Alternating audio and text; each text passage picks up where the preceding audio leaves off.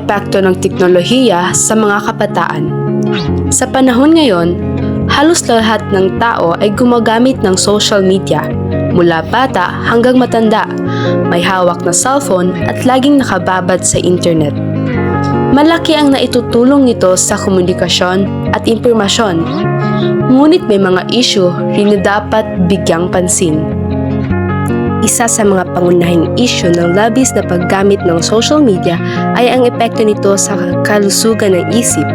Maraming kabataan ang nakakaramdam ng lungkot, pressure, at mababang tiwala sa sarili dahil sa paghahambing ng kanilang buhay sa nakikita nila online. Dahil dito, nakakalimutan nila ang tunay na halaga ng sarili at ng mga tao sa kanilang paligid. Bukod dito, naaapektuhan din ang relasyon sa pamilya at kaibigan.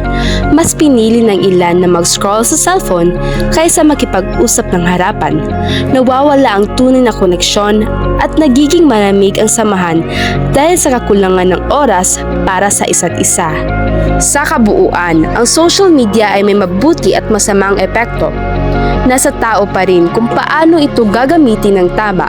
Mahalaga ang disiplina at tamang oras ng paggamit upang mapanatili ang balanseng buhay at mas maayos na relasyon sa kapwa.